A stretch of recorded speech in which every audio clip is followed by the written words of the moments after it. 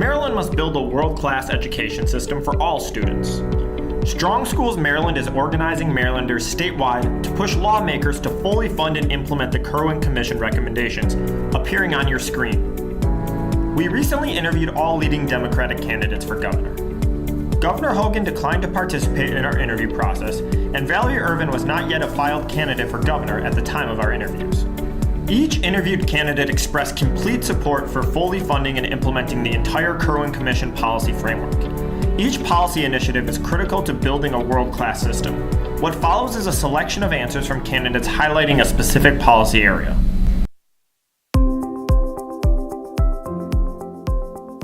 I do think it is early childhood education because we realize that in our state, particularly here in Baltimore, but really, I was in Western Maryland rolling out a Western Maryland regional plan, and we were talking about how half of the kids who start in kindergarten are already far behind. Right? And that's where it just gets worse and worse year by year. Some of our children continue to be left behind. And so that's where I think it is one of the most strategic investments we can make. For every dollar we invest, we get about a $38 return. Half of that is between kindergarten and 12th grade, and the other half of that return is after 12th grade. And I think that's critically important.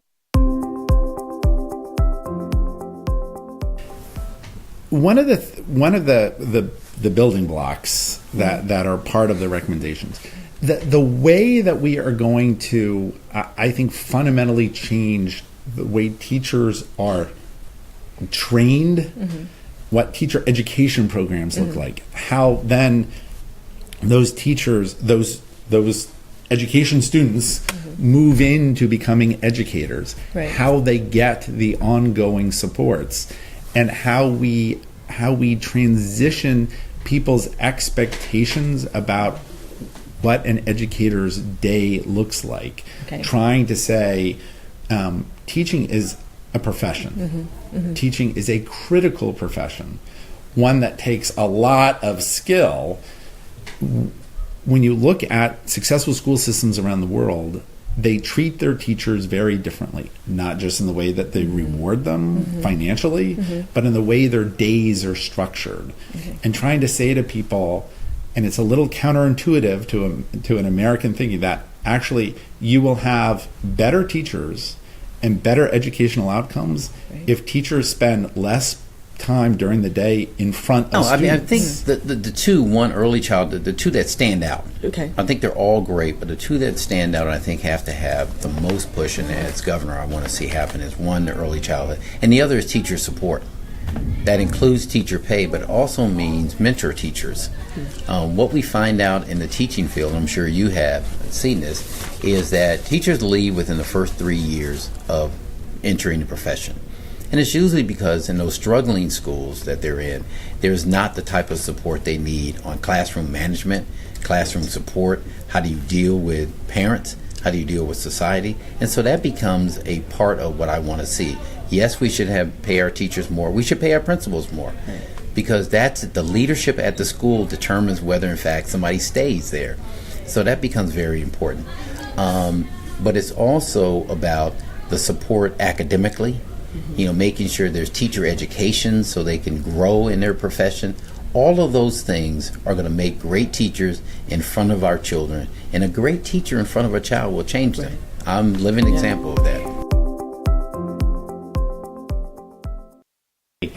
So the second thing that really stands out to me as a point of passion and where I would want to do something immediately and fund it immediately and create a national standard is making sure that we have apprenticeships and a pathway into the skilled trades for people who aren't going to go to college. I think that these jobs in the skilled trades, they have dignity, they're very good paying, and we do a terrible job right now helping create a pathway for people from school into these good jobs for folks who aren't going to college. And this is true all 24 jurisdictions in Maryland. This is true in Appalachian Maryland, in the westernmost part of our state. It's true in inner city Baltimore. It's true in Prince George's County. It's true on the Eastern Shore. And so fundamentally, this is about full funding. It's also about equity. It's also about making sure that what determines how much money your school gets from the state is how much is it going to take to get the kids in your school to perform at grade level or above. Okay. And that takes more in neighborhoods. Again, it could be anywhere in the state where people are making minimum wage and they're working 2-3 jobs than it does, say, where my son goes to school, where parents tend to be well educated and well employed. When it comes to actual structure of governance and accountability, as I understand it, the Maryland's education system is fractionalized, I think is the word that's used. It's very decentralized and it's spread all over the state so that there is no hierarchy of review, no final say from a group or person that are responsible for applying the accountability, and as I mentioned earlier, no clear set of policies and criteria by which we know what we're supposed to do. You need that. You need to say, here's what we want so that everybody knows it, all the schools, and then there needs to be a review consistent with that, applying those criteria.